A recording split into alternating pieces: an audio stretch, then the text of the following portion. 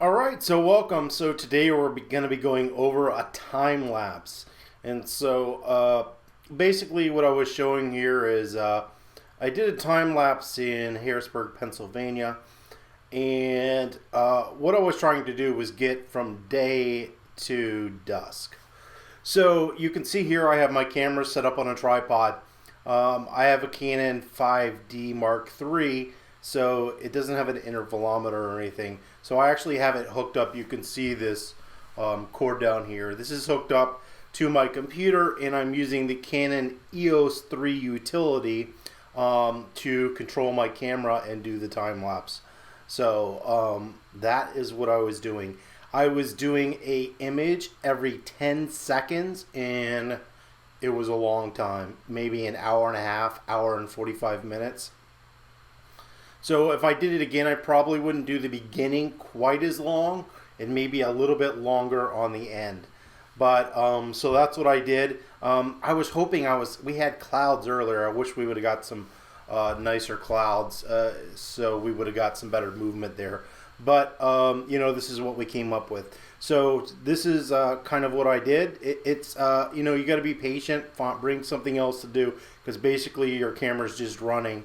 You need to monitor it to make sure that your batteries don't die. I did have to change my battery once. These are older batteries, so they don't last quite as long. All right, so after I've got that, we will go into Lightroom here. Now I've already imported my images into Lightroom, so I'm assuming you know how to import into Lightroom. You would come in here, just hit import. Your images would come up, and you will import them. So if you don't know how to import images, I'll leave a link here now to show you how to import into Lightroom. So the issue here is there's 722 images, so it takes quite a bit of time. So I'm trying to save some time. So as you see, as you scrub through here, and just so you know, it takes a while to build all these previews. I've got all my images every 10 seconds from dusk, dawn till dusk, not dawn till dusk, but from sort of that sunset down to at night. So I have gone in here. You can see if I click on this image, we'll go into the develop module real quick. I have made some slight adjustments. I've opened up my shadows. So I shot these in RAW, all right? I actually, just for a test, I wanted to see how this would go. I actually put my camera on an automatic setting. So I did aperture priority, and because I wanted to keep that consistent, and then I let it go to see how well and see how accurately it would expose. And so it did actually a pretty good job. You'll see some little flickers of where things get brighter or darker, but that's just because of clouds getting in front of the sun a little bit. So it was actually very accurate. And by shooting RAW, it allows me to come in and adjust and open my image up. So normally when you're shooting video, you want a wider contrast range. So I've gone in there, and that's why you'll really see these shadows being kind of bumped up. I've knocked my contrast down a little bit, but it's really about opening up those shadows. And so as I've gone through, I did it in blocks. Like you can see, I took a whole bunch of similar, and I would make an adjustment. I'm not going to make an adjustment. And then I would scrub through all the images that were alike, and I would shift click, so shift and select, and then I would sync them. So then I would start another one here, and I would scrub through all the like photos, and let's say this was the end, so I would make an adjustment and then sync my settings. All right, so I've already gone through and done all that. You don't have to do this, it's just there's a lot of very similar images, so these are all going to be toned exactly the same. So what I've done obviously is sync the settings and make the adjustments, because I'm opening those shadows up, because video doesn't really hold kind of the shadow areas as well. It would block up and not look so good. So I've gone through Lightroom and done all that. So the next step after doing that, and that's a lot of image to have to go through, is to export. So we're going to go up here to File, Export, and you can see I've created a folder called Harrisburg Time Lapse, and I'm saving my images as a JPEG, 100% quality, and the color space of sRGB. And I am actually resizing my images to 3000 pixels. Now, you could come in here and actually do a crop. So I can come in, and this is not obviously a crop for video. So if I come in here and do a ratio of 16:9, then that's my crop. And I can move this around to where I want it to be. But in this case, I'm not going to output to the exact size because I'm going to end up zooming. So I want all that extra information in there. So in this case, I did not do that. But if you were just going to have a fixed image, you could easily hit crop and then sync that crop through the whole everything, and it would apply it to every single image in your whole thing. So once you got into whatever you're going to be editing video in, everything is perfectly sized and will just line up without doing anything. We're going to hit escape. So I'm keeping my images full size, and I'm going to go to File, Export again, and we'll scroll down. And I made everything 3000 pixels. So this is going to end up running at 1920, but because I'm zooming in, I wanted to make sure I had plenty of information so I wasn't enlarging and degrading the image quality. I'm output sharpening for screen standard, and that's just simply because I shoot with a Canon camera and they shoot a little bit of soft. So no watermarking, everything else. Metadata doesn't matter because you're going to be doing stuff to it in a video. So whether you keep it or not, I'm just leaving it at default. And then I'm hitting export. All right. This takes a while. This is 722 images that it has to export. So once it is done exporting, all right, we will switch over here and come into Final Cut Pro.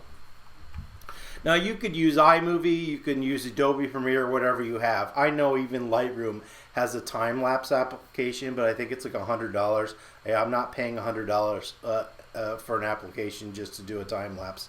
So I'm going to be showing you here in Final Cut Pro, because that's what I'm using here. So the first thing you're going to do is, let me actually, well, I'll do that in a second. We're going to go up here to New, Event, and I'm going to have to, give me a second. I had my images on two screens. So we're going to go up to New Event, and we're going to create a new event, and we will call this HGB Time Lapse. I'm just going to copy that. So library is whatever library you're using.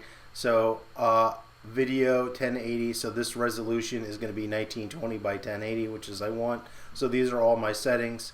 I'm going to hit OK, and so then I'm going to go back in and create a new project, and I want it to be called the same thing, and I want this to be called Harrisburg Time Lapse, so they're both the same, and I'm going to hit OK.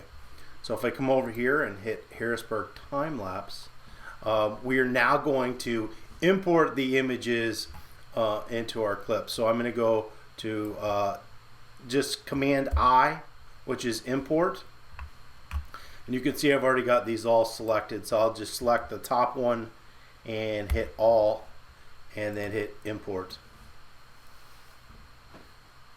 So this can take a little bit sometimes depending on the speed of your computer and how many images, but it's not too bad.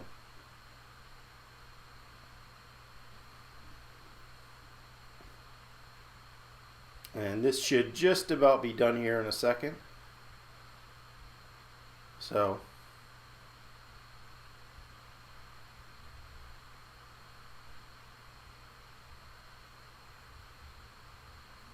all right. So what we want to do is make sure that our images are in order. We want to be selecting the first image, all right? So I'm just going to actually select this. I have this selected, so if I click on a still image, it's a certain size. But so I'm going to select my first image, and then once I've selected my first image, I could just hit Command A to select all. And then I'm going to drag everything down in here to the timeline. So I'm just going to come down in here to the timeline. It's a lot of images, so give it a second, and then let go. All right, so now we have all these images in the timeline, and you can see it's going to be crazy long, like just ridiculously long, because each one of these is 10 seconds. All right, and we have 722. So what we're going to do is reduce the duration of each clip. So the way to do that is you can do it the easy way is to just hit Control D, or you can right click on the selected and hit change duration. All right, now your duration is up there, but you don't want to click or do anything. Okay, these first numbers are frames, seconds, minutes, hours. We're actually just going to apply how many frames we want this to run. All I'm going to do is hit the number 3 and return. All right, and you can see, voila, now we've smashed this down until it's just over a minute long. All right, now if I was to go ahead and hit play, we can see, there we go, we've got our time lapse basically running, which is good, what we want. But the issue we have here is these are all a bunch of individual frames. It is easier if this is just one click to make the next part of these adjustments. So what I'm going to do is turn this into what's called a compound clip. So basically we're just going to compress it. Instead of it being 722 different frames, we're going to make this one. So I'm going to hit right click and I'm going to change this into a new compound clip. It's automatically going to default, give it a name, that's fine, and hit OK. So now this image here is one continuous clip, which is exactly what we want. All right, so you can notice that because we are dealing with a 2:3 image ratio, it hasn't actually filled out our window yet. And that's fine, because what we're going to do is we are going to scale. So I'm going to go ahead and hit scale, but I'm going to zoom way past where I want to go. Actually, let's go back. We're going to go right there. And so what I'm looking for here is making sure that the image, this is how it's going to kind of end up, like at 120 is where I want it to be. So I think I'm going to move it over a little bit. So move it there. And what I'm doing is just using a scrubber to adjust it. So this is the X and the Y axis. So as I move this, you can see we're moving the image. So that's pretty good. We'll just leave that there. And I think I'm good with the Y axis. All right, so from that point, we're going to zoom in. Now it's important that your time editor is on the far left all the way to the beginning. So we're going to then scale in from this point. And so we're just saying we want to start there. Now over here is a keyframe. So we're going to add a keyframe to this point. So if I click on this, it's adding a keyframe. And then I'm going to scrub down to where I want to zoom back out to where I want that zoom to go. So it's going to be zoomed in, and then we're going to zoom out, and I'm probably going to go to right about there. All right, so you don't have to do anything but leave your time editor there, and then take your scale and go back down to that 120% mark. It goes at 121, but 122, 121 is good. All right, it's automatically going to enter that second keyframe for us. So now if we go back to the beginning, and this might run a little bit jittery because it hasn't rendered yet, but you'll be able to see we are now zooming out from that point as this runs, and this is taking too long. We're going to speed this up, but that's okay for right now. So it's zooming, zooming, zooming, zooming, and then eventually it's going to get out to where it's zoomed out the whole way, and then it's just going to be still, which is exactly what we want. So we can see this is running too long. It's still over a minute. So what we're going to do is, and this is one of the reasons we created a compound clip, we're going to actually change the speed of this. So I'm going to hit, as long as this is selected, I'm going to hit Command R, and we're going to get up our little speed thing here. So we're going to speed this up, and we're going to go to custom because I don't know if I want it. We're going to try 150%. So 150%, and we can come in here and see if that's better. So we're running this through. All right, that's still too slow.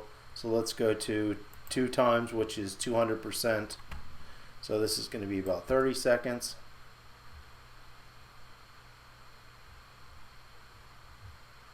All right, so I think, let's see, about 30 seconds. I want about half that, so let's go to 4 times. So that looks like a better time. So we're running this through at 400%. Don't worry about it, won't jump like that once it's eventually saved. And then you can see it zoomed all the way out, and then it's transitioning. Now, one of the issues I have here is when it gets to the dark, it's not as, I don't have as many clips, which is okay. So what I'm going to do is actually hit Command plus just to make my timeline a little bit bigger. And I'm going to scrub back to where it starts to get dark and we get that blue right there. And I'm going to cut this frame. So I'm going to come in here, I'm going to hit B for blade.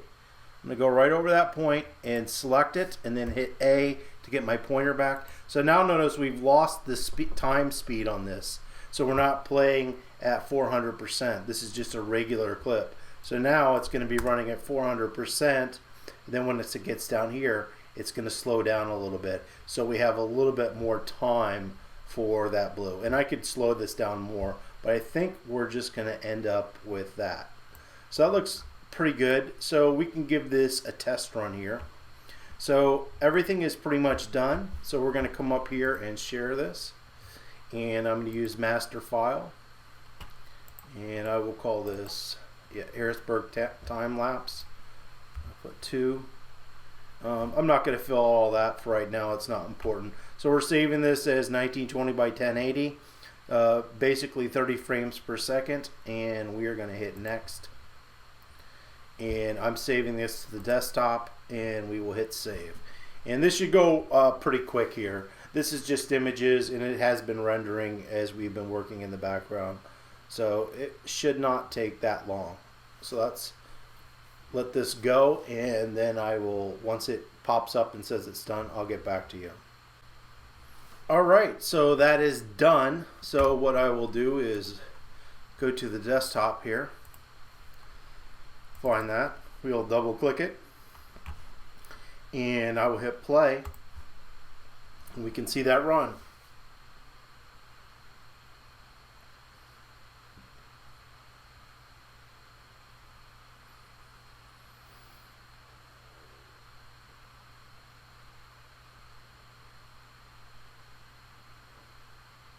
Alright, and so depending on what you want to use that for, you can either speed that up or slow that down some more.